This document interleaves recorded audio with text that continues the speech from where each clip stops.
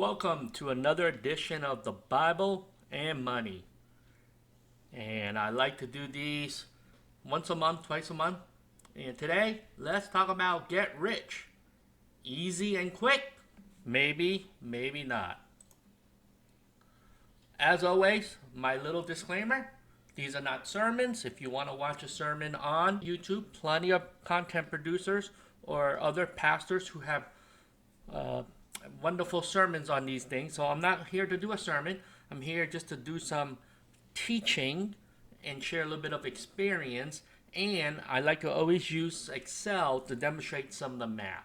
These are just my opinions. And with that, I'm going to move on. Today's verse, Proverbs 13:11. And before we go, let's look at a list of them. So here's the original list. But in order to, so let's just read this. Verse 11 says, wealth gotten by vanity shall be diminished, but he that gathers by labor shall increase. Before we dissect this and break it down, let's just look at all the other translation. And here you go, I just pulled it up. And the first thing I want to do is this. Do I believe you need to understand Greek or Hebrew to understand what God is trying to tell you? And my opinion is you don't. What we can do is look at all the various translations and then sort of use some common sense and use some logic to see what the underlying message is trying to say. So here you see there's a couple of them using the word vanity.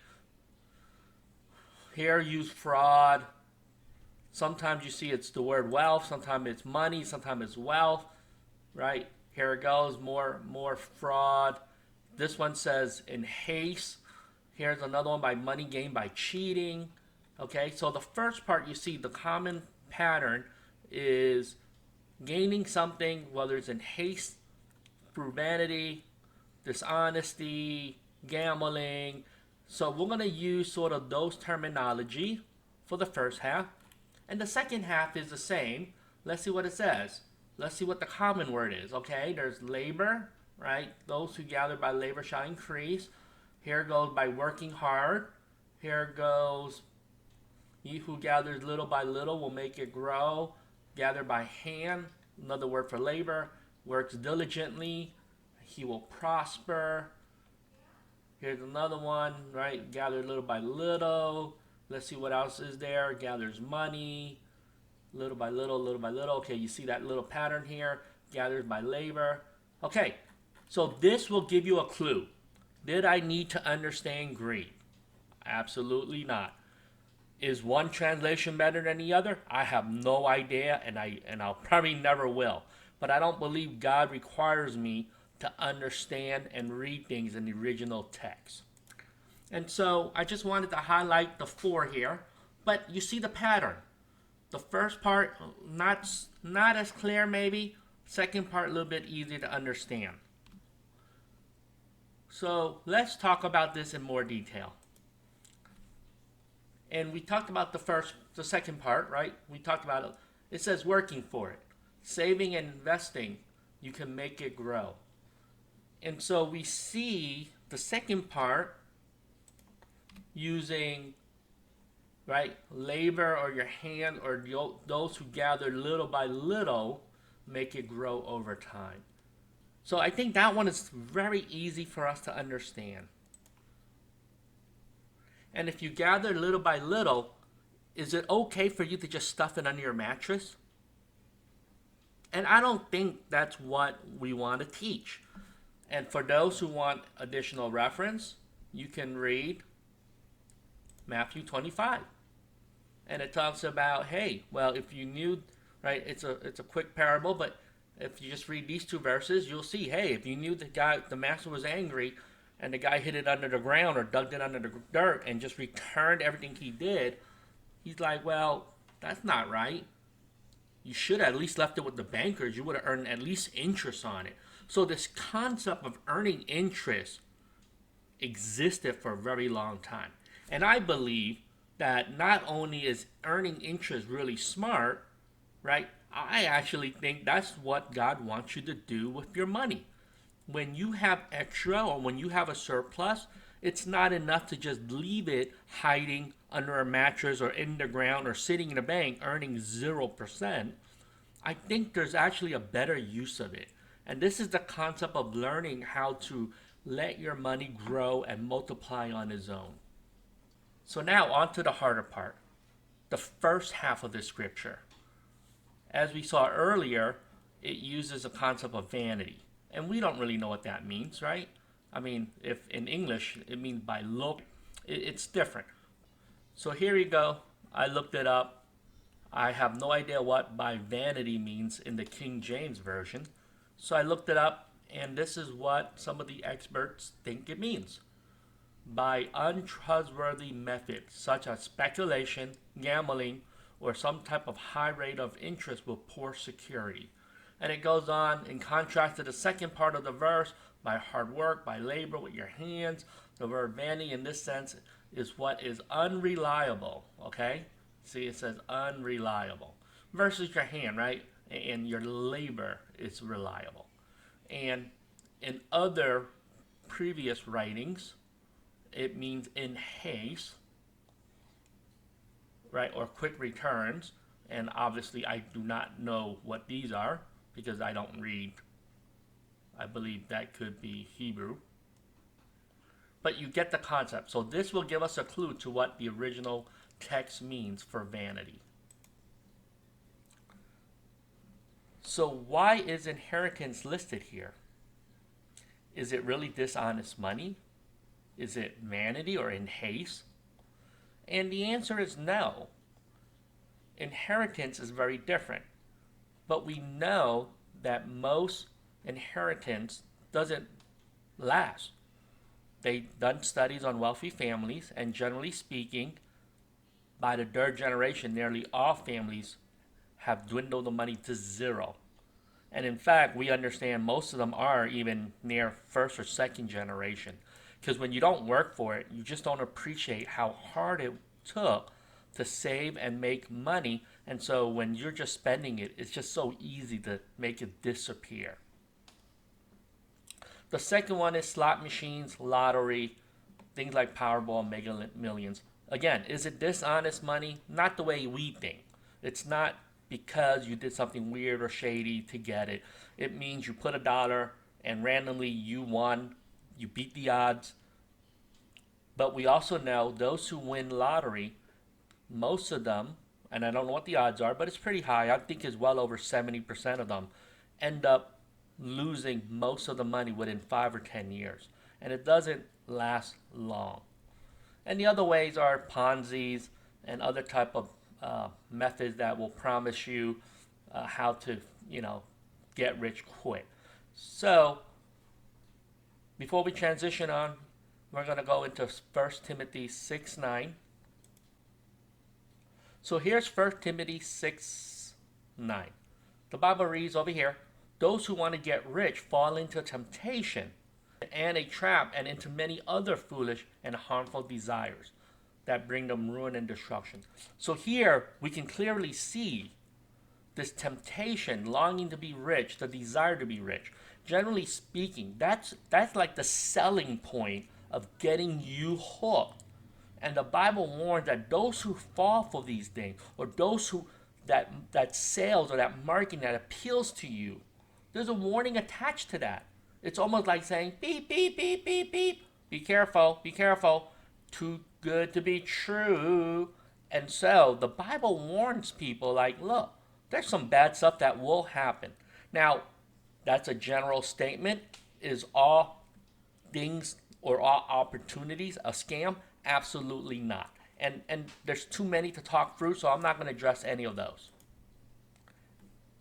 So another way you can read this is the first half of the scripture was comparing it to a contrast of something that you can either gain real quick or somehow you've gotten this boatload of money like an inheritance. And then the contrast to that is the second half is if you earned it, gained it, work with it with your hands, right? And if it took you who knows how long, 30, 40, 50 years, most likely you're not going to let that money disappear. And that's what I believe this scripture is teaching. This concept of the method matters because it's lasting. The effect will be longer. Your wealth will be lasting. And those who follow my channel, I run another type of episodes. I do something called Exposed by Math. So those who know me, I love math and I like to prove things through a spreadsheet. So you guys have to stay around to the end of this video. I'm going to do some spreadsheet, show you some numbers with math and a spreadsheet of why slowly getting rich works. But before I do that, in this particular episode, I want to explain that the way I like to answer people always includes what I consider a normal distribution or the probability of things that are likely to happen. So when you tell me, hey Howie, will I spend $1 and invest or quote, play the lotto? My general answer would be, well, I don't know why would you want to do that, right? Especially if you're in debt. I don't know if you have the luxury to bet on something that is not likely to happen. Because anybody who understands math is the odds of winning a Powerball or a Mega Million is actually printed on the ticket. You can see it. It used to be 1 in nearly 200 million. I think when they added mall combinations, they added like 60, I don't know what it is, 68 balls or 68 numbers. The odds are well over 1 in 200 million today. So the answer of that is yes. Could you win? The tagline used to be, you got to be in it to win it. And of course, if you're not playing, you won't win. But the contrast is true. If you're not in it, you won't lose. The dollar in my pocket will go a longer way than putting $1 into the lottery's pocket, because I know that the chances of winning are so small, it's even outside of this third or fourth deviation, especially the big pot winner, right? The jackpot. So what does this mean? So I like using this to answer what is the likelihood for the average person to duplicate those results. So when you come up to me and say, hey, you need to join this masterclass, I teach everyone how to follow a simple system. You can make $5,000 a week. You follow X, Y, Z, and it's that simple. And I always say, is it possible for people to do that? Sure. But I want to know what's the likelihood for the whole population to do it. Because if everyone was doing it, and if everyone was winning at it, there wouldn't be a lot of broke people in America. So I believe, statistically speaking, the winners are really in a small percentile. 2 deviations in is less than 5% of people may get success from those type of things. The rest of people cannot duplicate that type of success.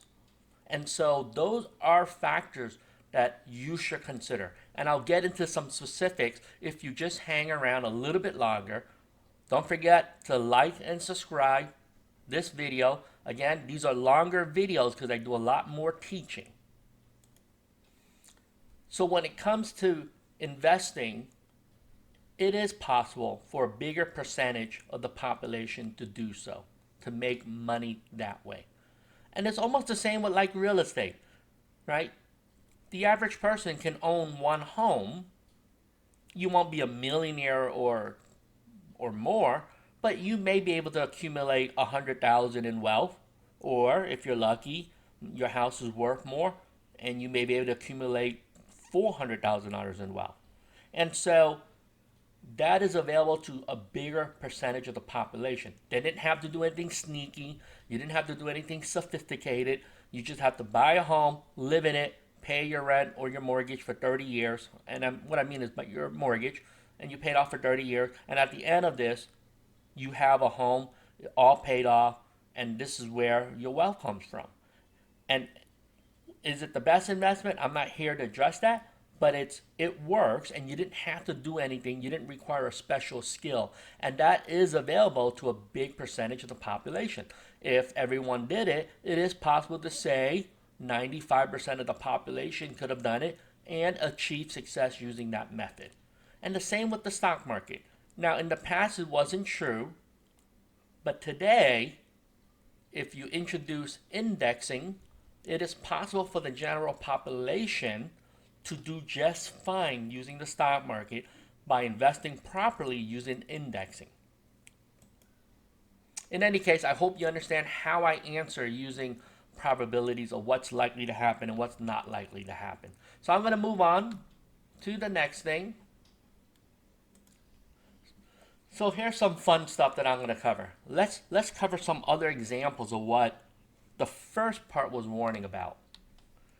And so, in the 1980s, do anybody remember real estate? Carlton Sheets was really famous back then. You know, he had these really pretty ladies sitting on a yacht, and the guy is like, on these commercials, you see a rich man with some pretty ladies, and they're like, buy my real estate course, okay? Because it's so simple, everyone will become a millionaire doing this. Now, don't get me wrong, that was in the 80s. I was very, very young, and I remember the commercials still. But I also remember stuffing envelopes. And again, right, you look at the newspaper, and there was always 5 or 10 ads saying, make thousands at home by stuffing envelopes. And I'm like, what? That sounds so easy. Maybe I should sign up. I'm not even 18, but I think that sounds good. And so you know what happens when you sign up? You got to send your $12 or whatever it was to get started. And when you did send your $12 to the P.O. box or whatever it was, you got this thing saying, print an ad like the one you just replied to in the newspaper. The only difference is you change the P.O. box to your P.O. box, and you do the same. And when people send an envelope to you, you give them the directions on how to do the same thing. And there you go. That's your business. You're stuffing envelopes, and you can make millions doing that. Did it work? Absolutely not. Move on to the next decade. .com. Day trading was super popular. Toward the end of the 90s, the world was going, computers were around and they were going digital. Brokerage companies were obviously marketing. Day trading was getting popular. ETrade was around then. And so this is before Robinhood. And it was popular. And if you lived in New York or Boston or let's say LA and San Francisco, you knew the world was cuckoo when the taxi driver was telling you you should invest in pets.com. Invest in this internet company. That thing triple your money on IPO day. And that's what's happening. Long story short, we sort of know what happened in the 90s. That ended not so well for a lot of taxi drivers and everyone who got involved in it. I know because I have a personal story.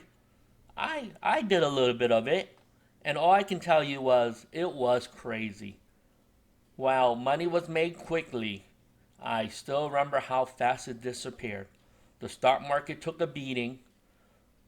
It topped out on 2001, I believe it was March 6th of 2001, and I remember owning Intel shares, and it hit $74.86 or whatever it was on that day. And I'm still an Intel shareholder today, and I can tell you this with absolute certainty. It has never passed $74.86 since 2001. So I left holding the bag, and in some investments, didn't make any return for 20 years. Then the world changed. 2000 happened. Real estate became so popular again. We were in this mode of staycation. Everybody spends time in their home. We vacation a lot. And guess what people did? Everybody started buying second homes, third homes. Then you realize flipping was so popular. HGTV produced many flipping shows, and everybody was saying, man, this is easy. I can get a loan and don't even have money to pay for it. As long as you're alive, you can sign that loan agreement. The banks will lend it to anyone. Your dog might get a loan. And then real estate started booming. Everybody have 4, 5, 6 homes. I have friends who have way more than that. And then we know what happened after. It didn't end so well for a lot of the homeowners, the investors. The mortgage industry went bad, and it hurt a lot of people. 2010 came, people working from home, eBay was getting popular.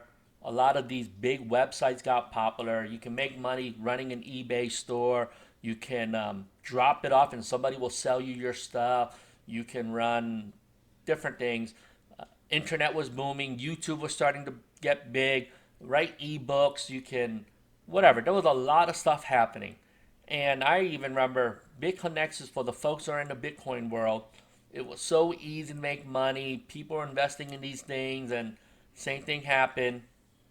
It really didn't end so well. And now we're in this new era. Very similar. We're still in part 2, I think, of working from home. A lot of ways to make money. Oh, you can drop ship. You can order goods from Alibaba. Never have to buy it. Send it to your customer, and it's a spinning fidgety thingy. Or maybe a ball with a Pokemon on it. I don't know what it is. But you sell these things through drop shipping. You run some type of store on Shopify or Amazon or eBay or whatever new thing that I haven't heard of. And that's getting popular. How about Cash App? A lot of scams on Cash App right now. And so I don't know what the new thing is. There's just so many. So here's what I want to ask. In the 80s, if everybody was doing real estate and it was so easy, I would expect a lot more millionaires from the 80s. The 90s was the same thing. If every taxi driver and all my millennial, well, they're not millennials. I grew up in Generation X, but if all the Generation Xers were doing this, a lot of them should be retired by now. And we know they're not. Then in real estate part 2, if you own multiple homes and made so much money, there should be a lot more millionaires in real estate. And we know that's not true. I did a video on the number of millionaires, and it's less than 20 million folks in America who are millionaires. And so if you were doing real estate here, right, my generation, Generation Xers, maybe Generation Y, maybe some baby boomers, right, there should be a lot more millionaires, not just 20 million, because you made money here, you made money here, you made money here. I'm thinking there should be a lot more. And then all these new ways. It's so easy. Just join a master class. It's really that easy. Join my master class. I'll charge you $5,000, but it's easy. You can day trade from home. You can do this type of thing from home. You can do drop shipping. You can do whatever it is. If it was so easy, I believe there should be like half the nation should be millionaires by now. And instead, the data shows what? If it's not doable by the masses, it's just not doable. And so, could 1% or 2% or 5% of the population do it? Yes. It is definitely possible that a small percentage of people doing these things have been successful and stay successful and kept their money. But I believe, based on the data that we looked at, I looked at how many millionaires are there in America, and it's not as much as you think. It implies that all this stuff fails people. So what does that mean? Here's what I believe. Is getting rich easy? I believe it is easy. In fact, I think anyone can do it. And I believe that. Getting rich is easy. If you adhere to the second part of the scripture, ye who gathers little by little will make it grow. Is getting rich quick? Remember, based on this normal distribution, I'm going to say no. Is it quick for some folks? Sure. Some people have a talent that's amazing, and they can harness their ability, and they can make money quick. Can the general population make money quick? I don't believe so. And again, I say if that was a true statement, we should see a lot more millionaires around America. And we know that's not true. So let's punch up some numbers on spreadsheet. So here I have a spreadsheet here for compounding interest. And it's a chart that shows you how wealth grows based on percentage gain. And so let me just scroll up here. So here you'll see number of years, different percentages. And based on this, you can say, okay, well, how long does it take me to grow my money? And you'll see it. No matter what percentage, the first few years, very little growth. Look at that. And I even have the super big one in here, right? 11% gainer. Here you go. You see when I clicked on the line, you see that? So in 20 years, if you were earning 11% every year, you see this? You're up to 700% return. That's still, it's good. Don't get me wrong. That's good. It's really good. But I want to show you something even with this curve. If you make these type of returns, you see this? No one's being a millionaire in the first 2 or 3 years. And again, let's pick something a little bit more conservative or moderate. Let's pick a 7% one. So using this one here, you see this 7%, 35 years is 967% return. That's over here, 35 right here. You see this? And if you scroll this back up, 7% rate of return. There you go. So, what does this chart mean then? Even if you're making a 7% rate of return, you don't tenfold your money until this part here, after 36, 37 years, okay? And so, what it shows you is, obviously, the more percent you make, the bigger your return. But you notice, no matter how big of a return you get, it doesn't really make an impact until years later. And so this concept of if you go and have this plan of getting rich slowly, and again, slowly is a relative term, but you can see how this works. And so I'm not tempted by trying to get rich in 1 or 2 years. I'm just not. And because I have taught myself to say, look, I don't need the money now. I'm not tempted by the money. I'm okay waiting 40, 50, 60 years. I just am. And so I design my plan that way. And so I don't need anything here. I just don't. And the money will grow and eventually, right? Even if you're earning a lower amount. I think this is the 6% one. Or this is, yeah. But it's okay. And so this concept of anybody can do this. Because the stock market has outperformed this line. The stock market, I use a very conservative estimate of 8 to 9% a year.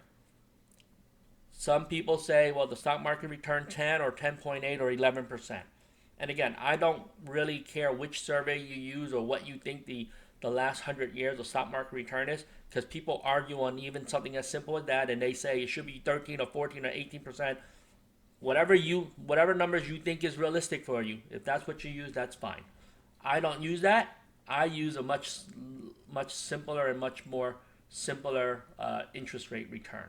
And I'm going to show you that right here. So what does this show? So I built this spreadsheet to show you how fast money will grow. And this one assumes that if you're going to add money in, and it can factor in, well, okay, if you add $10, this is what $10 would be worth. And you see, it's not a lot. Oh, this is okay, none of us are going to be age 15. So let's start at age 25. And even then, I still think, let's just move it up to 28. If you save $10, it's still not a lot. And look, you're not going to have a lot, 65, 66. 40 years later, you're going to have 150.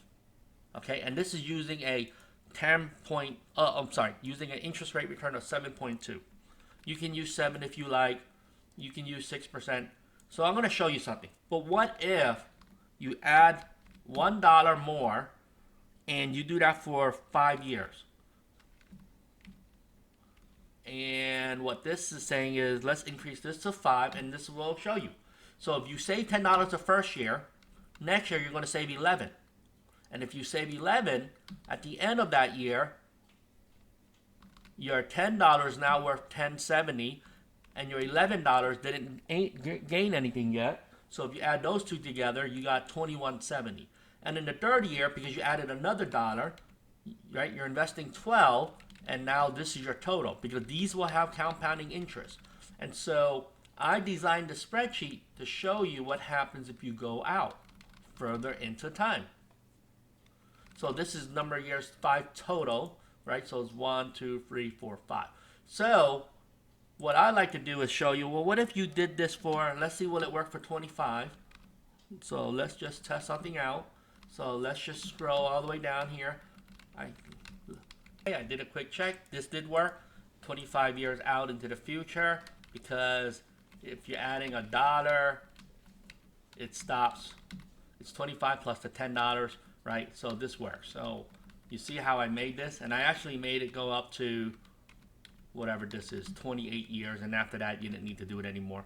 Okay, so that's good to know. So if you see, I'm not going to max it out, but this just assume that you're going to invest for 25 years. And each year you can control if you're going to up or down your, right? Because you can minus money, look, which is kind of weird concept, because normally you don't invest negative. You see what I mean?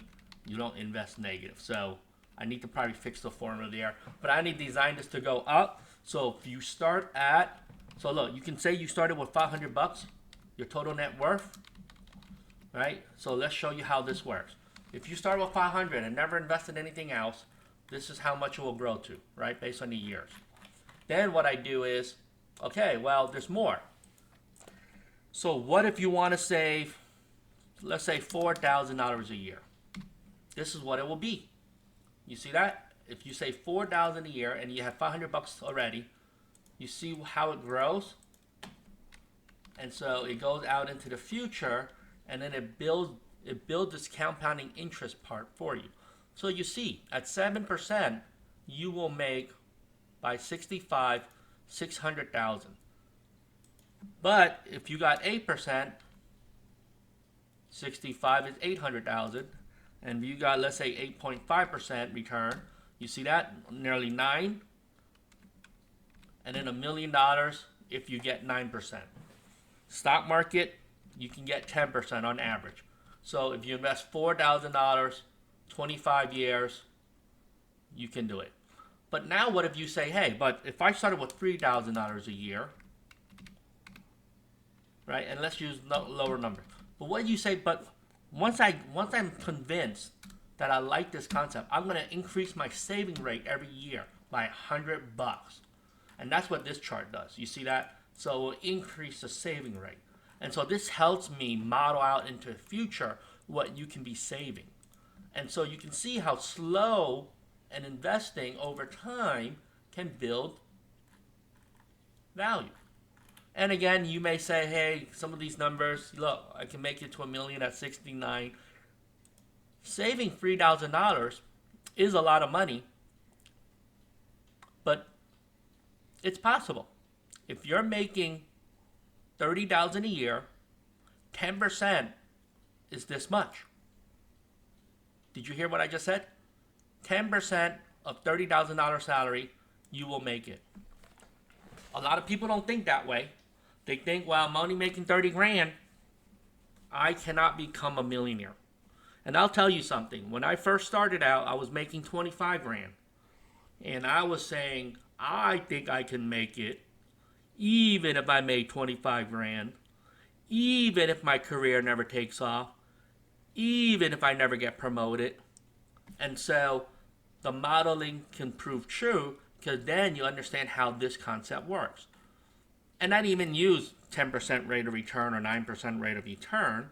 Like I said, for my particular modeling, I use a much more conservative number for myself.